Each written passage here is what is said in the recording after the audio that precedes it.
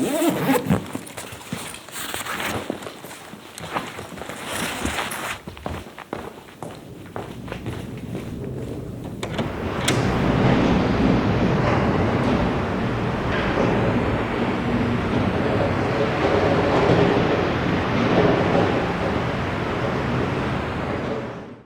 my name is Ben and welcome to Field Foley episode 9. I am excited to welcome to the show the multi-talented Arron Amo-Travers, who has made a name of himself in the world of audio across various fields.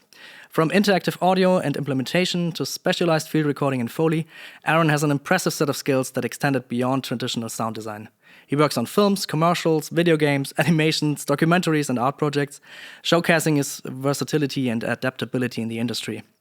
Arron's notable work includes the sound design for the video game SOMERVILLE from Jumpship and mixing one of the trailers for the highly anticipated video game Cyperpunk 2077. So yeah, Arron, welcome and thanks for taking the time to talk with me. Hey Ben, thanks for having me. So yeah, we first met working together on the mod Skywind, which for people who doesn't know is like a massive mod for Skyrim, recreating the world of Morrowind and has been going on for I think about 9 or 10 years now, right? Mm-hmm. So, how did you come to working for the mod? Was it just like your love for Morrowind, or did you look for a project to experiment on or get some experience? So I was fresh out of film school, and it was Vancouver Film School. And I remember I was like just looking for something to work on that would like put all my skills to use. And yeah, it was really hard to actually find like a junior position at that time. So I just remember messaging as many things as I could. And big fan of Morrowind. So I thought, hey, this actually looks like something that I could thoroughly enjoy. And I remember I messaged the team, and I think you accepted me immediately. So that was quite flattering. So and like it was such a dream to work on that. So I was really glad you accepted me onto the team, and it was an overall great experience, great way to get my feet wet, and like just great place to start. Like I encourage anyone that is starting out to kind of like look for mods, look for anything like that if they can't actually score a job in a studio. Yeah, I can also attest to that. And just saying your application was pretty great. Essentially, fortunately for us, the I would say few sound designers that applied to Skywind, most of them were pretty amazing. Like the one or two people who you could see they were interested in the craft and started just out, but didn't have like any education in it or great experience. So it was a lot of like way too low volume or very noisy recordings or stuff like that. So that's something, unfortunately, that makes more work than it helps the project. But yours was great, and I loved working with you. So thank you. Very very happy to hear that you also enjoyed it. Also for me that was my first like big thing, and I started just doing sounds, and then at some point the team lead for the sound design team had other obligations, so I stepped up. And it was really a great experience to have also like a big team and trying to manage all the tasks and trying to motivate people into like progressing, and lots of fun, and of course also love for Morrowind. So yeah, absolutely. I remember thinking you were doing a really good job actually. Like I remember you kept on asking us, how everything was going and if we could do stuff, and I remember, to have like that kind of lead at the beginning was really cool. Yeah. Thanks. Okay, now we are just flattering ourselves now. That's that's nice, but I mean it though. Yeah. No, but thank you. Yeah, as I said, I learned a lot, and it's really great to have that kind of back and forth, and also your feedback of that. It's thank you. I still do some sounds for Skywind now, but I've since then stopped with the lead positions because I too have other jobs in the sound industry, so no more time for that kind of commitment. It was really a lot of time that got into that. And I remember we talked a bit about what we're doing on the side or something, what we're doing next, and you mentioning mixing a trailer for a project that you're excited about, and you couldn't tell anything. And then when it finally released, it was the Cyberpunk trailer, and I was just blown away. So my first question would be, how did you get this job? Because I mean, it's a prestigious project. Yeah, absolutely. So I had like a very good friend that was working at CD Projekt at the time, and he just thought I'd be the right person for the job. I mean, it sounds a bit crazy when I think about it, but we'd been friends for many years. His name's Piotr Malinowski, and he kind of like helped me out right at the beginning when I had absolutely no experience at all. So we kind of met playing Counter-Strike of all things, and yeah, we used to just like play it all the time and all this stuff like.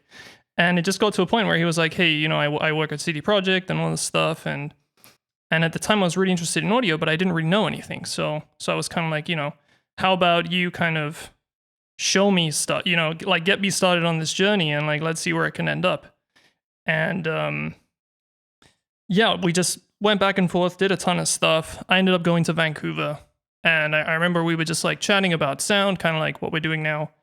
And I remember just showing him how I was mixing stuff, and he was blown away. He thought like, you know, we'd been taught really well, and I think he just felt really confident that I'd be able to do it at the time. And I remember we were having these back and forth conversations about how it was just very hard to kind of break in at the beginning, you know, like how to get that first job that's gonna really help you out. And I guess like he gave me a chance, so I'm like, I've been eternally grateful for that. And I can confidently say that, I mean, since I mixed that, it's been completely different on that end. So yeah, really grateful for that opportunity. And it was a massive opportunity for myself, massive moment to learn as well. And yeah, like really fun. One of the most fun I've had on a project. That's amazing. That's really like a lucky break. Absolutely, yeah. But yeah. also for that job, I read on your webpage you're a re-recording mixer, and we have so many terms in the industry, so maybe you could quickly explain to people that aren't well versed in the sound world what exactly is a re-recording mixer. So from what I understand, re-recording mixer would be like the American way of saying the mixer, right? So you in Europe, UK, you have a dubbing mixer. So essentially, I was just grabbing all of the sound design, all the stuff that the sound designers had made for the trailer, and just making sure it would sound great. For that job specifically, the trailer was like a worldwide campaign. So it was meant to go to the cinemas, to theaters, to on the internet and television. And I ended up doing the localization for that as well. So I had to essentially mix all of the trailers for every single country. So we had like China, we had Latin America versions, we just had so many versions. It was ridiculous. Yeah. And I mean, my job in that essentially was to make sure that it would play back correctly in all of those different spaces, because they all had different specs, different specifications. Oh, okay. So, you know, it was just so many versions in the end. So many versions, and yeah, just like every format just sounds completely different. So I remember I had to mix everything, test it on, like I was testing it on my television in my living room, and like testing it on my phone, and like all the different versions. And yeah, it was a lot of work, like a lot of work. Yeah, I can imagine. I mean, if I tell people, yeah, there's people that are doing like trailer mixing for a job, and they're like, okay, so this takes like half an hour or something. And I'm like, not exactly. And then we go over like different specs, and then you tell them like, why do you think it sounds better on your phone, or worse when something is mixed bad, and all those kinds of different specs are. I mean, you can be a nightmare. You would be able to do it quickly, and like, I mean, I guess all the pros out there, like the people that have a lot more experience than me, could do it a lot faster. But I remember I just felt like this, let's say like pressure, but in a good way, to deliver. Like I just felt like when I'm mixing, I feel like I have like the responsibility of making sure that everyone's work sounds the best it can be. So like, you know, maybe the sound designers poured 2 weeks into that trailer, maybe, you know, like they put in all this effort, and then like I'll be the final way as to make sure it sounds good or not. So I remember just thinking, hey, this is like a very big opportunity for me. And I want to like, take it as a moment to just try a bunch of stuff, make sure that I'm very confident in what I'm delivering. And yeah, that was it. But I think if I had to do it right now, I'd probably mix it much quicker. Yeah, okay, sure. I mean, if you have your experience with the different systems and maybe your presets and your ideas, Yeah. But still, as you said, especially when it comes to like many different localizations, then it gets rather complex, probably. Yeah. And that brings me to my next point, because re-recording mixer doesn't have to do anything with recording, which is interesting. Because I didn't heard the term before. I looked up the definition and just what you said, I found out for me it was just like, okay, it's essentially mixing and mastering for something. But very interesting that you have so many different terms also of so many different localities. But going into the topic of recording stuff, and I'm sure you see this question coming, but why did you record your first sound and what was it? And I ask this question every guest because it's all about the recording and the love for recording here. Yeah, I mean, so yeah, when I first started out, I remember I'd come from like I'd been dabbling in Ableton for quite some time, and I was like very influenced by David Lynch and Alan Split, their work on Eraserhead specifically, and I remember I was just working on this film, and I thought, hey, I want to do something just completely insane, kind of like what these two guys are doing. And the first thing we actually recorded was I bought these black metal vinyls that I found, and I was into the idea of reamping, playing them backwards. So like we essentially took these speakers into a massive room and we manually reversed the vinyls backwards, and we were reamping it into the room, and then I was like playing the recordings back through the sound system over and over again to try and make like some kind of drone like textures. So I mean, like right from the get-go for me, sound design and specifically field recording was about that kind of approach where I was mostly like looking for textures of just things that I could later on use to sound design, more so than specifically recording maybe like the authenticity of a location. Okay. I mean, I've done a bit of both, but usually, what like really gets me excited is that most of the stuff I've recorded has been just like trying to play around with things. Reamping is always fun, and yeah, just trying to get crazy things, dragging microphones on the ground. Using objects in weird ways, and yeah, it's always fun. So right from the get-go, it was just trying something weird. And I think on the same day we also stuck some recorders into fridges or refrigerators to try and use that for drones as well. That's interesting. Yeah, so that was the start. That's a very interesting first start into recording. A very artsy and creative exploration. But that also like gives me the idea to do the same kind of thing of using. I mean, the basic idea of using a turntable and manually winding it backwards, because not just playing it backwards, but manually. So the speed is a bit varied. Making a drone. That sounds amazing. I'm gonna steal that idea. Yeah, sorry. No problem. No, but we always share. Sure. Yeah, absolutely. Sound people always share. Like I hope in the end with all these kind of things, I just inspire others to do things like that, right? So we had like control over speed, so we could do like whooshes and we could drag things out faster and slower, and it was more about like performing than anything.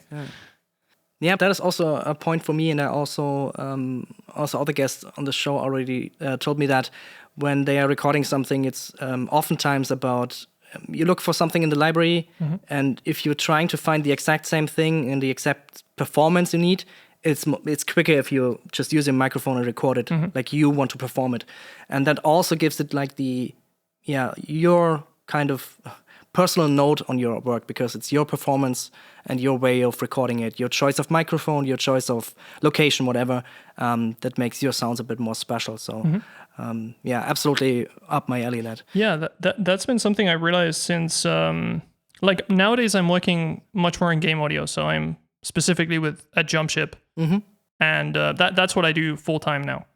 And since working on Somerville with them, I got into this mentality where game audio just has it has like a lot more requirements when it comes to recordings than anything else I've tackled. So, you know, I find myself like looking through libraries and I'll find like, you know, one sound that sounds really nice. But then I'm like, I kind of need to make like 50, like a whole sound set out of this, you know? Like it's not just the variations. It'll be like, maybe it's a monster and like the monster has to attack, run, get hurt, you know, like all these different things. And maybe I have like just this one interesting recording of like some squishy thing, right? So then like everything now is just about like building palettes of these textures. So it's like about getting some squishy stuff that has like some quick whooshy type movement, some slow stuff, some fast stuff. And that like really, really helps down the line when you're creating whole sound sets. Yeah, absolutely. And also I would find it or imagine it to be very hard to find the exact same sound because what kind of keywords would you use? You just described it like it was a squishy and whooshy sound, and are some terms, but if you like search in a massive library, even if it's like many, many terabytes for squishy whoosh sounds, then finding that exact texture and that exact style you want is probably impossible. So it just didn't work for me. Like just looking for stuff was, I mean, just a chore in itself. You'd probably just spend so much time looking that in the end, I mean, I usually wouldn't have time to go out and record a whole sound set of stuff. So it's like, I think it's good practice to kind of try and build those beforehand. So if your project actually allows for that, then, you know, like maybe, you know, you're going to need a ton of impacts. Maybe you're going to need like, you know, to design 50 things with metal impacts, then plan ahead and try and get as many as you can before.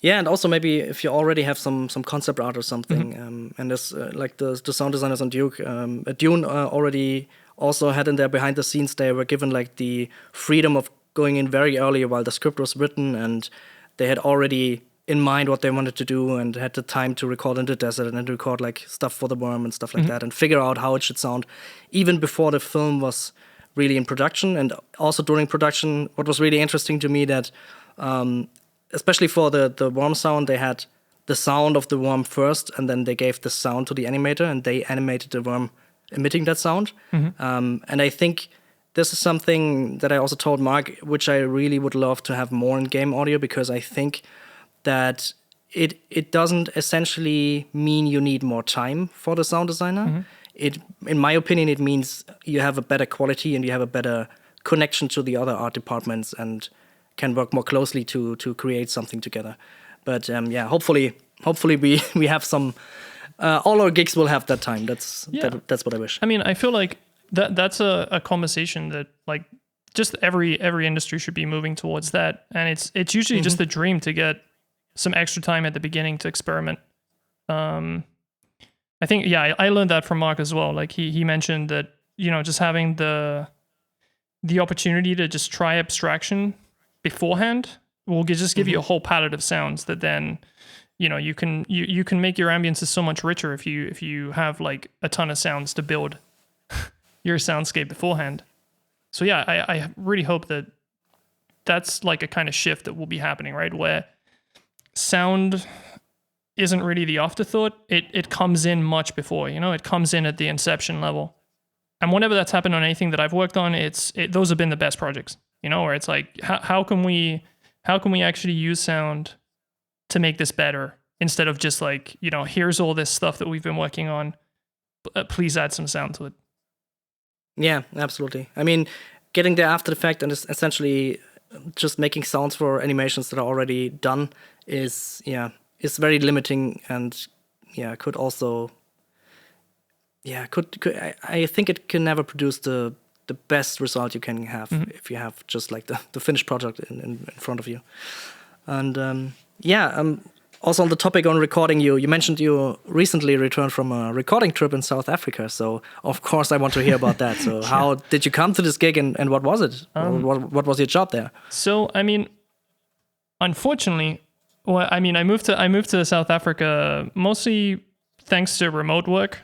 So I mean, as I'm at Jumpship, I have the blessing of being able to work remote. So I thought, hey, I want to spend the winter somewhere that's warm, and I ended up going there for a month. And in the end, I wasn't able to take my recording kit with me because I had So yeah, it was a bit tragic, but I just had so much kit to take with me to be able to actually work there. Like, because I had to set up an office there. I just had so much stuff with me that I thought, hey, I'm not going to be able to take like my mix pre, all of my microphones, like all of my windshields, like, and South Africa is just notorious for its wind. So I'm kind of glad that I mean, I don't even have any equipment that would be able to withstand that type of wind. Oh, okay. So I kind of got warned beforehand. It was like, it would be very, very hard to record. So in the end, I mean, I spent most of my time there editing stuff that I already recorded in Europe. I just got the perks of being somewhere that was very warm as opposed to spending the winter in Europe. So that was very nice. But yeah, I mean, in retrospect, it would have been nice to record something. And the lesson learned for me is to try and scale down my kit because, maybe with these new recorders, like the F3, stuff like that. Like if I would have just had like a pocket kit and I would have had like just a small mic, I could have at least not been limited by the fact that I needed, do you know what I mean, to take so much kit with me. Yeah. So that's like definitely a lesson that I've that I've been thinking about, and it's definitely going to affect how I prepare for future trips. Yeah, I can attest to that. I'm trying to limit myself always to my one backpack for the main gear, which holds my recorder, which is now, for now at least, a Zoom handheld one. But I want to invest in a bigger one because I already like 3D printed a case for a battery because I hate changing batteries. So now I have like a rechargeable thing on there, and it's a bit clunky. But yeah, essentially my backpack has the recorder, headphones, always contact and underwater microphones because I always have a use for them. I dig it. And then I bring like specialized microphones when I need them. So boom pole and a shotgun mic when I know I need something like mono stuff, or like I like to use the Lom Uzi Pros as a stereo recording for ambience because I really like the sound of them for ambience recordings. And those are also really small. So I essentially, in most of the cases, I can put everything on my back and can also climb mountains or stuff like that. So that's my goal, and yeah, can recommend it. But then you always have, of course, those things where you need to bring a pole and maybe something else, specialized microphones, or you don't know exactly, so you bring like 5 because you better test everything because you get one chance to record something. But yeah, scaling that down is hard. Yeah, it's definitely been like a lesson for me because, like all my recent field recording trips have been like, I've taken 3 different microphones, tripods, like, all this massive gear. And then I kind of get to the location and I'm like, okay, now I need to move, like 100 meters away and I'm alone and I don't have an assistant or whatever. and it's just like, it's so inconvenient to have like all these mics. And then, I mean, unless you're doing like something just very professional, I know you're recording guns in a desert or something, then sure. But for the most part, I've just found that I like traveling really, really light when I'm out on the field, and it's just like that's something I'm trying to adapt to now. Where I'd rather just have one very good mic that is multi-purpose and have like a small rig that's ready to go. That's what I'm currently working up to. Absolutely, that is also my goal. I want to like get another one for the ambience recordings, which are even a bit better quality, and just take those and have like one for mono sounds, like one shotgun mic and one for ambience, and then I'll take that everywhere. And of course, as I said, always the contact mics. Don't forget the contact mics. Really, it's so much fun. And also, if it's noisy, then you at least can like put the contact mic somewhere and you get something nice out of there. Maybe also on your trips, do you have something that you bring on every trip that might not be obvious? On a field recording trip. I mean, I recently started taking noise canceling headphones, which is usually, I mean, to me it just seemed like quite a weird choice, but I just find like it really helps me isolate the exact sounds I'm looking for. So if you're someone that struggles to actually hear stuff outside, especially if it's like windy, you've got a lot of stuff going on, I actually recommend that. It's definitely helped my sounds. But yeah, I think like usually when I go out, it's a pretty standard kit. I usually just have a backpack. I always carry water. If I'm like somewhere in a forest, I don't want to get lost with no water. But it's just usually like I just try and travel as light as possible. But like I try and travel well prepared. I think on my recent trip was to a forest where I was recording a lot of stuff with foliage and trees, a lot of impact stuff. And what saved me there was taking a gardening glove. Because nice, yeah. Yeah, I kind of went there. I just thought like, what if I'm trying to grab some stuff that could, potentially be harmful. And yeah, I remember like when I got there was all these tree trunks that had fallen down, and like, it was great to actually have something that I could just wear on my hands that made me, not afraid of getting harmed. Because then I had like full, like a space to be fully creative without having to worry about those things. So, the glove was a very good thing. That's a great tip. I'm gonna pack that in my kit like tomorrow. Yeah, that's very good because I've never thought of that, and I've scratched myself a couple of times. Yeah, like I remember I was recording these vines that was snapping, right? So I was like grabbing these big bushes that were made out of vines, and I thought I'd just never be able to record this if I didn't have this glove. Yeah, because my hand would slide on them, and I mean, it was just really clutch thing to pack. Yeah, that's a very good tip. And also the noise cancelling headphones is also nice because I've never thought about using them. And I always, like, when I tell people always when I go out, I record stuff. And then at home, I try to listen if I got everything because you can't hear it like exactly like there is in the microphone because you have the surrounding noise. And I don't really like to use in-ears for when I'm on the road because when I have them in my ears all the time, it hurts. Mm-hmm. And over ears, very clumsy ones that are very, very closed is also normally not my choice, but I think active noise cancelling ones would be an interesting idea to try out. So it's definitely an oddball choice. I don't think I've it's odd, but it's a good idea. Whenever I've maybe I've been like on a Facebook group and someone's asking for like headphones to go and record with, I don't think I've ever seen a single person recommend noise cancelling. It's always like some Sennheisers or like just some closed pair. And I mean, I personally can't stand closed. So like usually sometimes even when I'm mixing, I'm just using a pair of Beyerdynamics, and they're open. So that's kind of what I'm used to. I love them. I've been using them for, right from the beginning. Yeah, same here. So I'm very used to them. Yeah, and I love them. So, but the thing is, like out in the field, like open is just not good. I just really can't hear anything that's going on. Yeah. So I use a pair of I wouldn't even know the model. It's like a pair of headphones that I picked up at the airport. But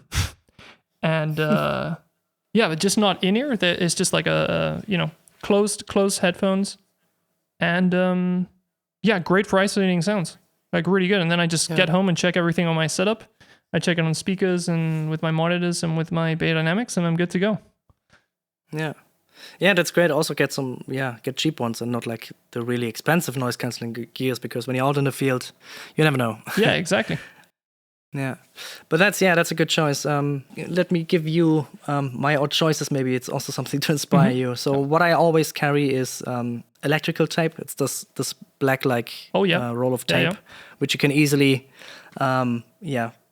tape to anything, but also get off anything because of the contact mics. Because I found that I can tape it to essentially anywhere. I taped it to a tree once with those tapes. And you can also get them off again without like hurting the tree, which is really nice. So it holds for, I would say, like maybe 30 minutes or an hour for sure. And it doesn't have to last very long because you're always taking them off again. So that's a really great thing to have. And also a piece of string and yeah, of course, like a little knife or something to cut this, because I've also used like microphones and dangling them somewhere with an extra piece of string because I was afraid that maybe the cable would disconnect and they would fall somewhere. And you can also hang up gear somewhere, like really high up, which is amazing. Get some nice perspectives. So those are my two odd choices. Yeah, I've never thought of that, but that's actually really good advice. I mean, like, yeah, anything handy that is going to allow you to like tape things or like, suspend stuff just sounds like a good idea. So yeah, and also it doesn't take much space. It's like the size of half your hand or something. So those two items, very, very handy to have. Cool. Maybe also when we're on the topic of tips, what did you learn from your field trips? I mean, now we were talking about, trying to get your gear down to a manageable size so you're more mobile. Essentially, we don't have assistants most of the time, so that's of course a plus. But do you have anything else, maybe something where you're like, okay, I thought this microphone would be the best one to bring, but I never use it, or I wouldn't have thought about using that kind of technique or something? Any other tips you comes to mind? So yeah, I mean, this is something that I've been thinking about on my recent trips, and like, I think it would like some maybe valuable things would be for maybe like people starting out, just like maybe some general tips, and most of them have to do with things like being patient and just like assuming that things will go wrong and being patient with those things, right? Like I feel like field recording is a game of being well prepared. So you pick all your kit, you make sure you're traveling light, you go out in the field, and you plan what you want to record most of the time. I mean, I think it's a good practice, right? Like, so I usually take a list with me of the things that I'm intending to get, and then I always allow some time for like some oddball stuff while I'm there. But then, so you've packed all your stuff, you've prepared, you've planned everything. And then, maybe it starts raining and you didn't account for it. Or on one of my latest trips, I remember I drove really far away for a whole recording session. I was going to be there a whole weekend. And when I got there, it was just so ridiculously windy that it kind of ruined everything. Like I didn't check the wind forecast. And here I am like stuck 4 hours away with all my kit and everything, and I was there to record like some rock impacts and some more trees and stuff, and there was this massive storm going on, and I remember just thinking like, okay, this could go two ways, right? I could get massively frustrated, or I could just assume that everything went wrong and try and make the most of it. So I remember turning that trip into just a whole other field recording trip, and it was getting a ton of wind. Luckily, I'd prepared and I'd taken all like different types of mics, so I was able to record some ambiances, and we had a ton of like wind from interiors and oddball microphones inside of chimneys getting like wind from outside, and just like having the flexibility of just like turning things on its head if stuff goes wrong.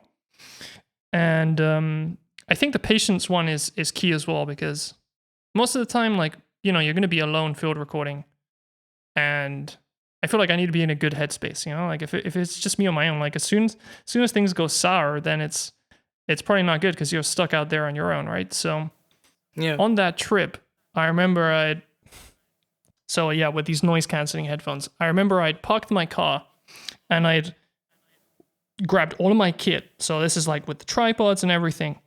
And I went down this massive hill to try and look for this good spot to record. And I walked for ages, right? And as soon as I got all the way down there, I set up my microphones, I go to turn on my headphones, and I'd left the battery for my headphones in my car.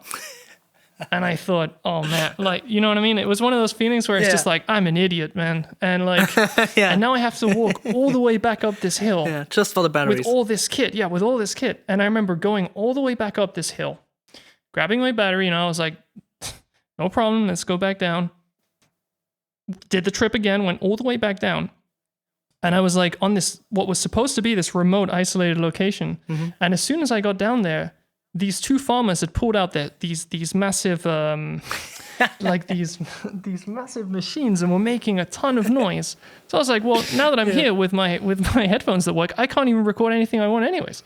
So and I remember just laughing it off and just thinking like, this could just ruin my whole day or whatever. And I remember just going back inside and making all those other recordings of interiors with wind and stuff. And that session turned out really good, actually. I've been editing that today, and there was some really interesting stuff that I guess maybe never would have happened if I would have got like out of patience or just annoyed with that.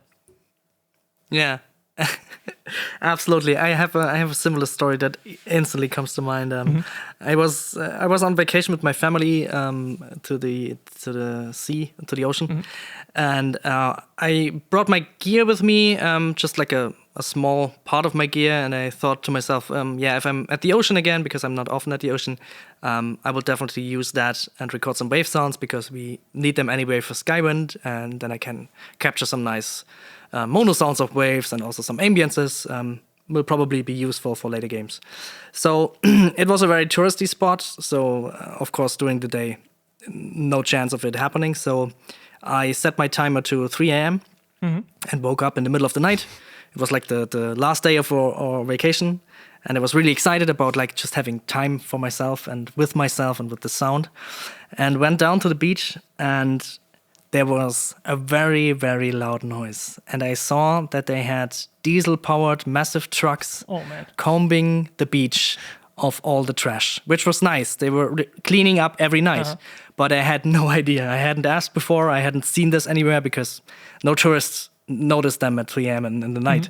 But they were actually like for, I think, 1.5 hours just cleaning out the beach with massive, massive noise. And just as you said, I just had to laugh because it was such a perfect coincidence. And I took out my contact mics and used them on the pier and some stuff like that. And also, of course, recorded the machinery, which also machinery plus waves. You never know when that comes in handy. Yeah. But essentially, I was very, very, very eager to stay until they were finished and hoping to get some kind of time in before the tourists start coming in. So they were finished, and I set up my gear, and then the photographers came that wanted to photograph the sunrise and started walking up to me and asking me questions. And I was like, yes, I really like to talk about my sound stuff, but I've been here for 3 hours now and I just want to record in peace. So, but they were really nice, fortunately, and they, we each took a spot and I took a different spot, so I got some really nice material out of it in the end.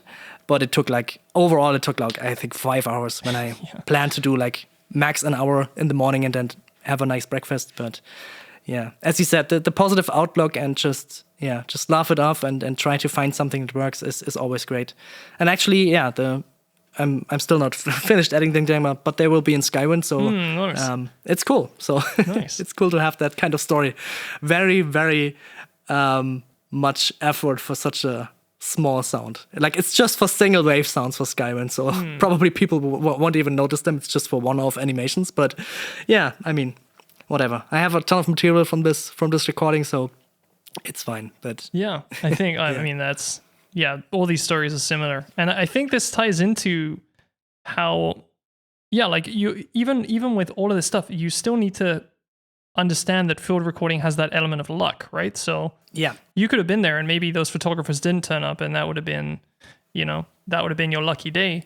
Or maybe they turn up and you're just so unlucky that they won't go away, right?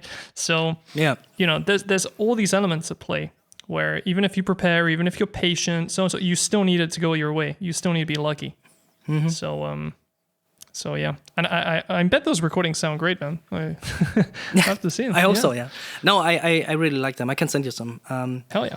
But they really turned out nice, and they had like a very specific kind of wave type that I wanted. And but as you said, sometimes everything, even if you prepared, goes wrong. But I think it's a general life lesson, but that you can also like take back from the field recording back to other areas in your life. And if you can learn to laugh in this situation, then your life will be a lot easier and more fun. Yeah, like I feel, sound design is, for me at least, sound design is like being a kid, right? Yeah. And like being a kid and playing with things. So if it's not fun, then like, why are you doing it, right? Like, I mean, Yeah. everyone has their reasons, but to me, it's mostly like, you know, I get paid to have fun. Absolutely. So it's like a big bonus, and yeah, it's like the main factor. It just has to be fun. And sometimes we even get paid to make whoosh sounds with our mouths. Yeah, exactly. That's the one sound you need at that moment. I've done that. I've done that for a previous game. I did a ton of stuff with my mouth, and it was great. It was hilarious. Yeah, me too. For Call of the Ragnarok, actually, the sound when you put something in the inventory is me going, Yeah. and it's in there, and it's I mean I process it a little bit, but not much, and I can hear myself in it every time, and other people can't. So if they don't know it, it's a nice Easter egg I hid in there. So It's the magic of sound design. Like what you were saying earlier, maybe people won't even realize the amount of effort that went into those recordings in Skywind, right? But then on the flip side, they don't know when you used your mouth for something. And exactly, yeah. It's like both sides of the story, Yeah. and I've been taught as long as it sounds good, then that's it. You know, like who cares how you got it? Maybe it took you 5 seconds or 5 hours. Like as long as the final thing sounds good, then it's good. absolutely, it could be recorded on your phone if it was the perfect thing, and sometimes you even need like something on a shitty recording. I just talked about that with my last guest, who said Katharina Beer. She said she has a lot of shitty recordings at home from bands that practice it. So she practiced recording and the bands practiced playing. So she has shitty recordings of shitty bands. And I said, someday you're gonna need that. Yeah. You're gonna have a scene with some exactly that, and it's hard to get that then, because trying to find then a band that's not good enough and telling them I need to record you because you're not good enough. Yeah. It's not gonna happen. So I actually recorded something similar for a crowdsource. I think I did it a few years ago. Nice. So actually, yeah, big shout out to the Field Recording Slack, because absolutely. they made me up my game so much since I started taking part in those crowdsources. And I remember we were doing like an offstage crowdsource, and I thought, hey, what can I contribute to this? And I had a drum kit in my house, and I had all these amps and guitars and stuff. So I recorded myself just playing really, really, really badly. So like stuff that like if you had that neighbor from hell that was just like blasting a drum kit out of time and like awesome, like that kind of stuff. So I recorded a ton of things for that. And with the same thought, it was like, those kind of recordings are probably hard to find. If you find stuff, it's going to be people playing properly. So what happens when you need someone that is playing badly, Yeah. And also it's very hard for people, for example, for people that can really sing really good, if they have to sing badly for a scene. I've heard that many times from people that it's really hard for them. And oftentimes, if you're a trained singer, you can recognize those traits because you can see them like struggling to be bad, and sometimes like missing a note that's really, like for a beginner is really hard, but they don't realize it's hard anymore because it's second nature. So the authentic thing is also always, I mean, I guess it's only for the nerds, but you will always have someone who knows more about the topic than you do. I recently had this very great little video. I will also link that in the show notes about this one specific nighttime sound. And it's essentially, it's a bird call from a bird that is in a specific area. And bird people are freaking out about it because they hear it in every movie. They hear it in like a fantasy movie at night somewhere, and they say like, it's that bird again. And it's not right. It's totally not the right time. It's not the right area, not the right climate. It's totally wrong. But it's like the Wilhelm scream of bird sounds.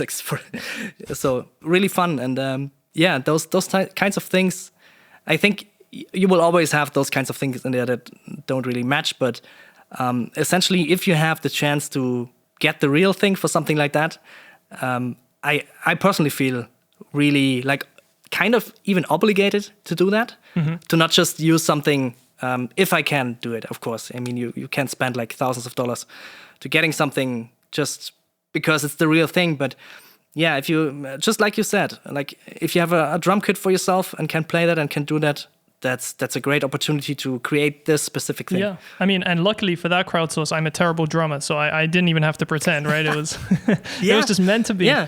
Meant to be. Yeah. And absolutely. And yeah, absolutely agree with you. Like good source is the way to go. Like with just anything. For me, that's just the way. Like as soon as you start trying to like tamper with things to just try and make it sound the way you want to, you're probably gonna lose something. Yeah. So you can only use it for special occasions when it's meant to be, like very science fiction stuff, magic stuff, where you want to warp something. But even then, you need some kind of real thing underneath to make it really to make people really feel something. Yeah. Yeah, agreed. Absolutely. Yeah. So maybe on that note, because we're talking about the real thing and not the real thing, what's your stance on the future of AI and sound recording in general? I mean, I'm a big fan of AI. I think, I mean, a lot of people are against it. Big topic. I think it's going to be great. I mean, I think it's going to be less scary than people think. It's not going to really affect us how we think it will probably affect us. And it will probably just make the more boring parts of our job be faster and like be able to just cut straight to being creative and having fun. Hopefully, yeah. So I remember like using FabFilter's Pro Q3, right? To like find frequencies that were annoying.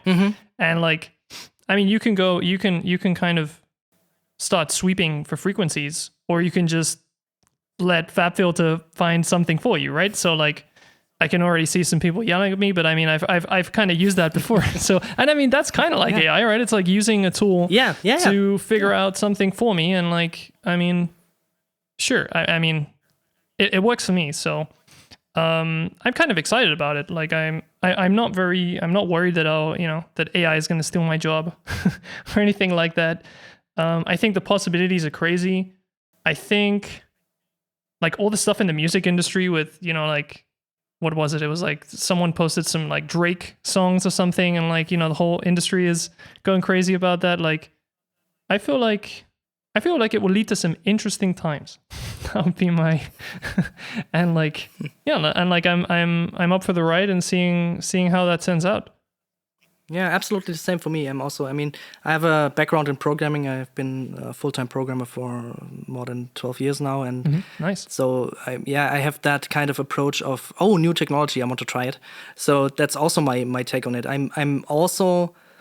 I see there is danger for jobs, but I think it's the same danger then with everything. I mean, when the cars came, the people that sold horse carriages had a problem and had to change. And I think the same goes for this. I see also, just like you, I see AI as a good tool.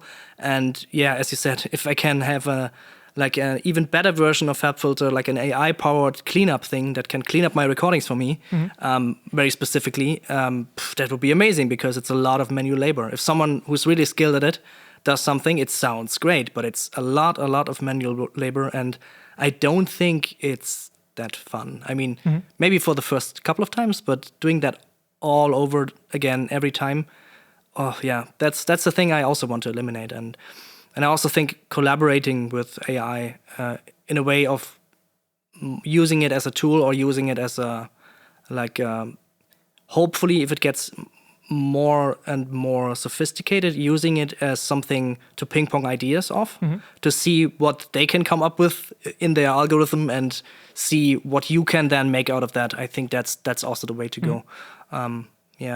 It's also something, I mean, I don't know if you've seen like the current state of AI voice creations, or essentially voice clonings, which is interesting to me, where you record a lot of your voice and then you essentially have a model of your voice and can type in whatever you want, and it says your voice. That's starting to get to the point where it's interesting, because essentially with Skyman, which is also interesting, people now keep commenting, don't hire all those voice actors. There's a lot of lines to record, just use AI.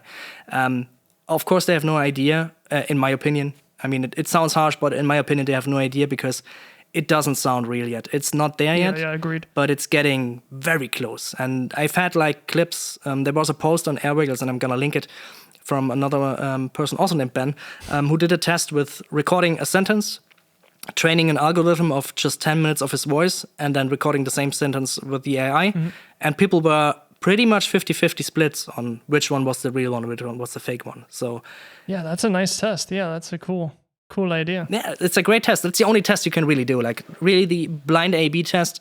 And but yeah, it was a very simple sentence. And with voice acting, you have all these inflections. You have maybe anger. You have those pauses that have to be just right. And even a talented voice actor sometimes needs a couple of takes to get a really complicated line really just how it has to sound. So I think it's still a time there. But Yeah. what I've also heard from other people is that they are using AI voices as stand-ins in their video games, because you have like all the voices in there, and you can test the game like fully voiced, air quotes, and can change anything around when it's not when it's not working for pacing or for sound.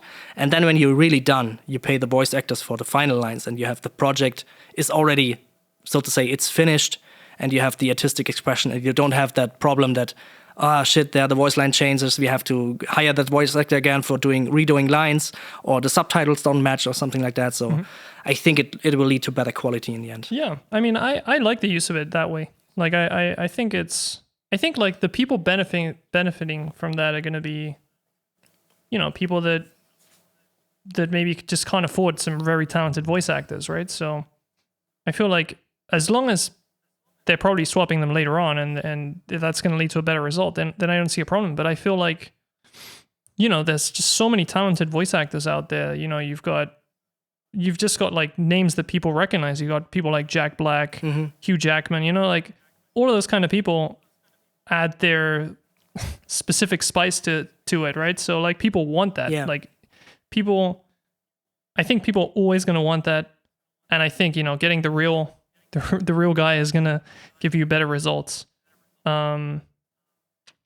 So yeah, everything that I tried, I think I tried something called 11 Labs. Yeah, I still wasn't convinced. Like maybe for like narrating a YouTube video, something like that, but I can't see it being used professionally right now. And then I did see something that was crazy. That was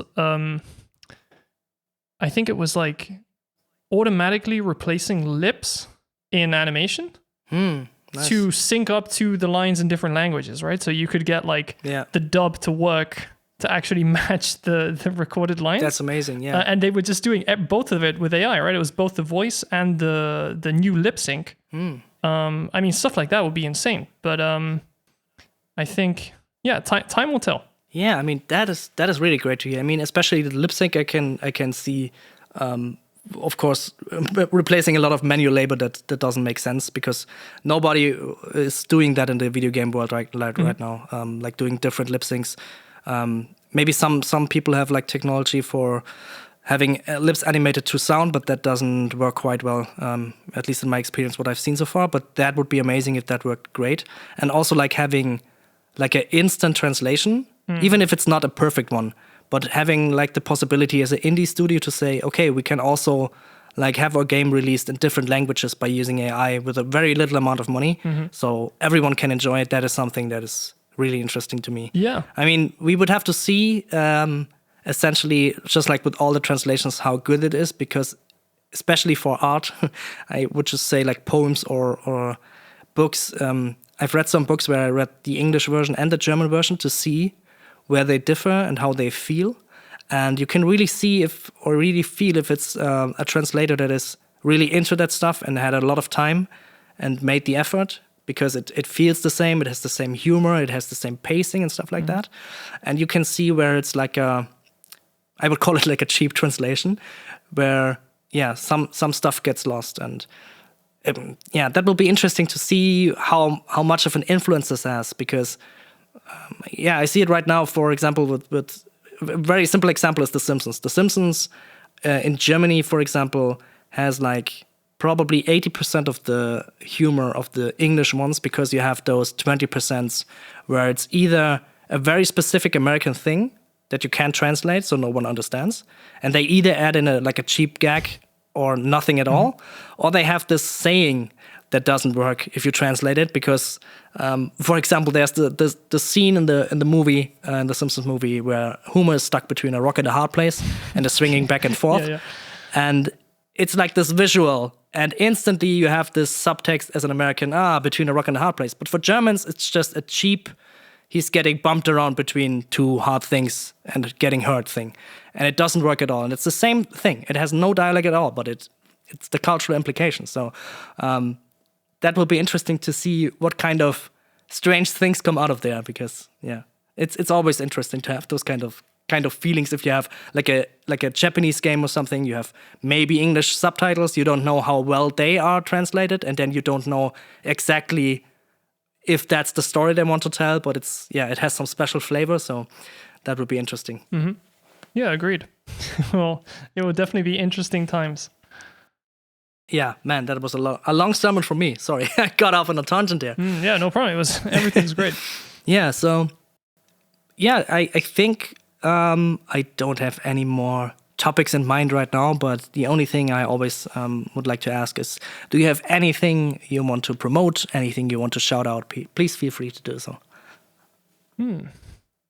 I'd say just wanted to give a shout out to my team at Jumpship, my audio director, Matteo, the audio programmer that worked with us, Jay Steen and Matteo Surquone, and the rest of the team that worked with me while I was there on Somerville. So that was Bonnie Arm, Lewis James, Adi Kelch.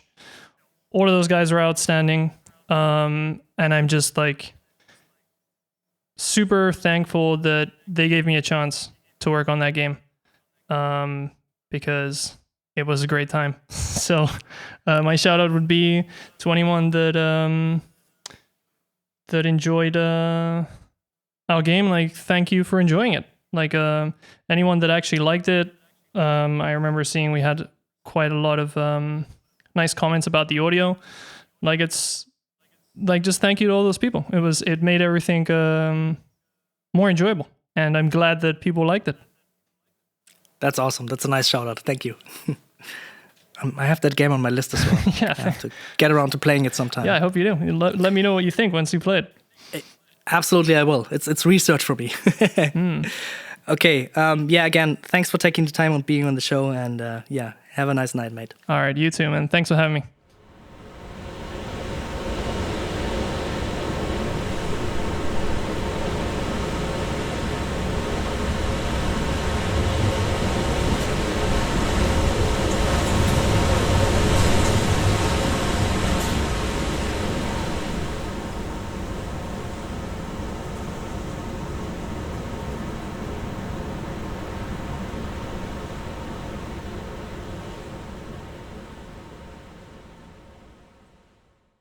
Looking for more audio-related podcasts to listen to?